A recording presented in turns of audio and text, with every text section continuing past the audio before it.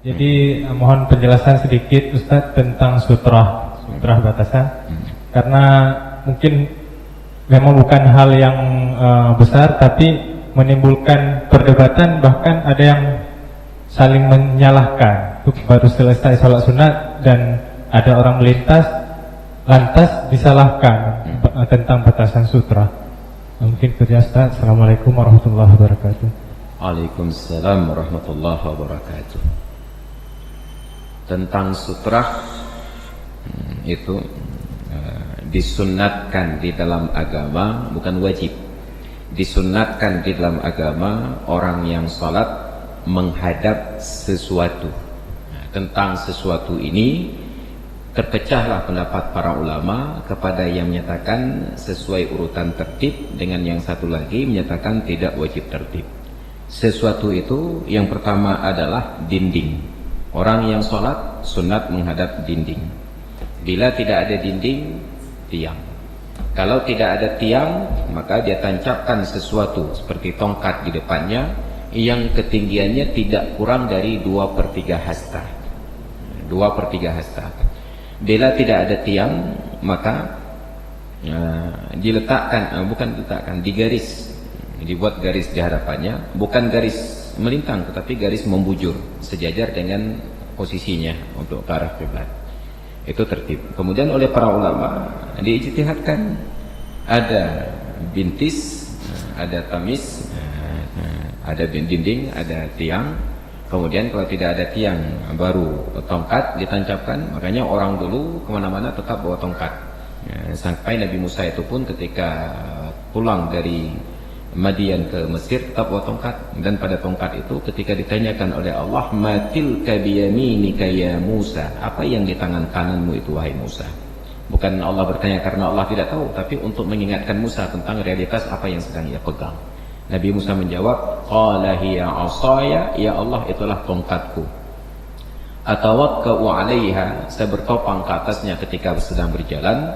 Wa ahusyu biha 'ala ghanami, saya halau ternak saya dengan tongkat tersebut. Maka tongkat itu biasanya tetap ketinggiannya bisa meletakkan tangan di atas. Nah, tapi sekarang di masjid-masjid tongkatnya tinggi-tinggi sekali. Sehingga saya katakan itu bukan tongkat, itu tiang. Kalau bukan tiang, tombak. Jadi terus tongkat sederhana bisa dipakai untuk membantu berjalan. Waliya fiha ma'aribu ukhra, dan saya mempunyai fungsi-fungsi yang lain pada tongkat. Maka salah satu fungsi tongkat ketika sholat tidak mendapati ada bintis, tidak ada tamis, maka tongkatnya ditancapkan. Kalaupun itu tidak ada, maka rahlihi, kendaraannya.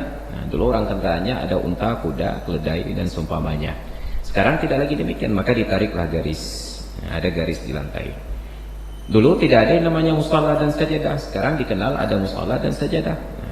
Kata para ulama, kalau hanya garis, bahkan musalla itu lebih jelas pada batasan sholat dibandingkan menarik garis.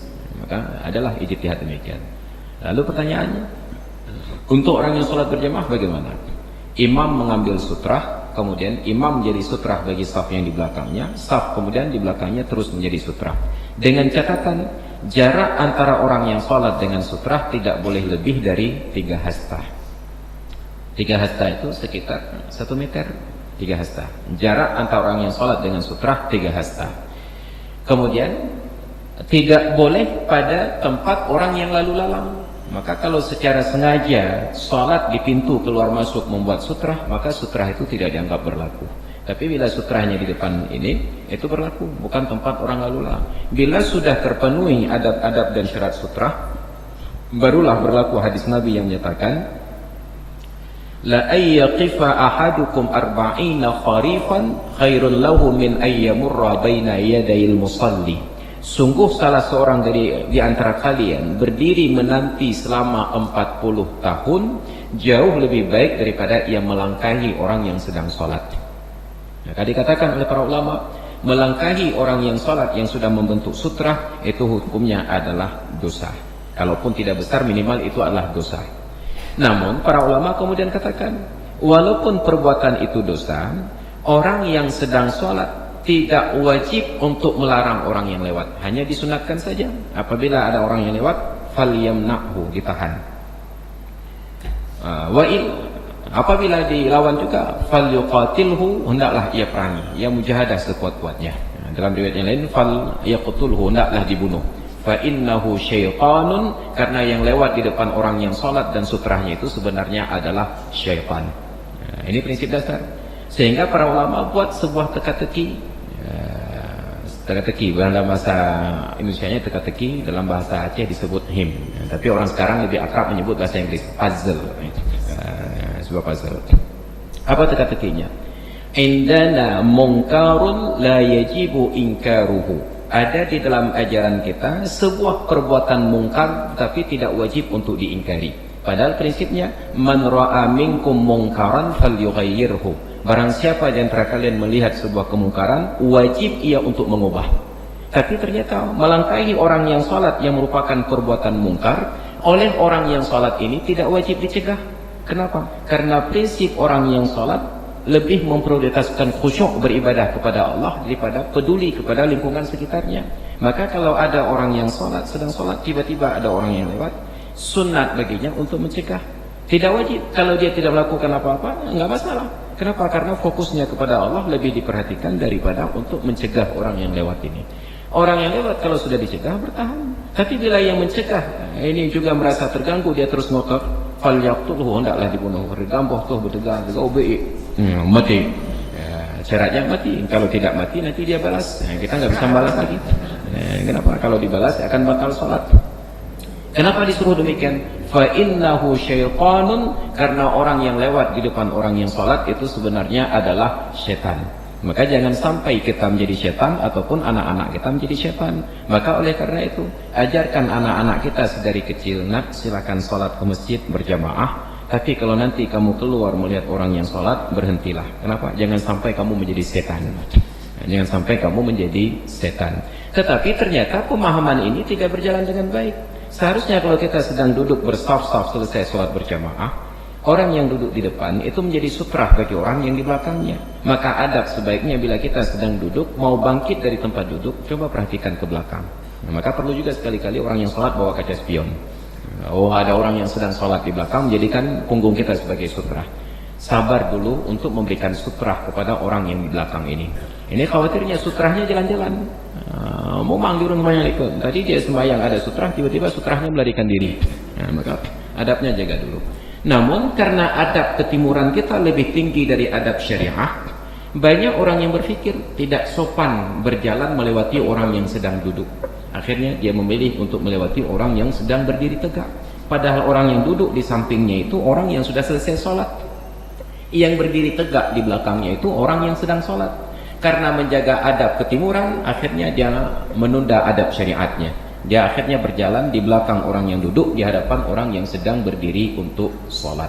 Maka kalau ingin keluar dari saf, terlihat di belakang ada orang yang sedang melanjutkan sholat, ataukah sholat sunat, silakan berjalan melewati orang yang sedang duduk. Pastikan bahwa yang duduk itu pun tidak sedang duduk tasyahud. Duduknya duduk selesai sholat. Namun karena pengajarannya tidak masuk, sempat seorang kawan saya sampai malu melihat kondisinya. Beliau juga seorang ustaz, selesai sholat maghrib berjamaah di masjid Lamprit, dia sholat sunat. Ketika sedang duduk tasyahud, ada orang yang dari saf depan mundur mau keluar, melewati dia. Karena dia sedang duduk sholat, dia tahan. Orang yang lewat ini pada saat ditahan begini, dia jabat tangannya. Dijabat tangannya, dipikir mau berjabat tangan, ditarik lagi tangannya, disodorkan lagi, ini jabatlah, ditarik lagi sekali lagi, baru dia melihat, oh rupanya sedang sholat. Saya saking menghargai, jangan sampai orang yang lewat ini merasa malu, pura-pura tidak melihat. Jadi maka ada hal-hal yang konyol terjadi dalam masjid. Jadi kita pelajari aturan dan adab-adab sutrah tersebut. Tapi jangan sampai secara khusus berdiri pada tempat orang lalu lalang. Tidak ada sutrah bagi orang yang sengaja berdiri di tempat orang yang lalu lalang. Maka ada yang katakan wajib tertib dinding, kalau tidak ada dinding baru tiang, kalau tidak ada tiang baru kemudian dipancangkan tongkat, bila tidak ada tongkat baru musalla, kalau tidak ada musalla baru tarik garis. Ada yang menyatakan tidak harus tertib, apapun yang kita dapati jadikan itu sebagai sutrah. Maka kita harus mencontoh praktek di Masjid Al-Fitrah itu di Ketapang. Mereka buat sutrah-sutrah khusus, ada papan selebar ini pakai kaki. Ketika ada orang sholat di tengah-tengah masjid tidak ada sutrah, dia ambil papan kayu itu diletakkan di depannya. Mungkin kita juga perlu dibuat di masjid kita ini ada semacam sutra demikian, letakkan di tiang-tiang masjid. Jangan hanya di pinggir saja, di tiang-tiang masjid. Ya dengan cara-cara dalam bentuk-bentuk yang elegan, tidak mengganggu konsentrasi orang yang sholat, diletakkan. Saya pertama mendapati kondisi sutra itu di masjid terapung yang ada di Jeddah. Kebetulan waktu ziarah ke sana, sholat berjamaah terlambat dari imam yang sepatutnya. Jadi ketika jemaah itu bubar, salah seorang di antara jemaah mengambil sutra di samping itu berbentuk melingkar kayunya, diletakkan di depan kami. Ya, kemudian baru terlihat contohnya ada di Masjid Al-Fitrah di Nesu. Jadi sepatutnya kita juga berinisiatif di masjid kita ini ada sutra yang demikian rupa, diletakkan di tiang-tiang masjid. Kalau ada yang sedang berdiri di tengah-tengah ruangan ini untuk sholat, maka kita ambil sutra letakkan di depannya supaya ada hukum sunat tersebut. Demikian, terima kasih. Ilmu tanyo benar, amai tanyo benar, kure tanyo benar, ngak selamat dunia akhirat. Ilmu tanyo benar, amai tanyo benar, kure tanyo benar, ngak selamat dunia akhirat.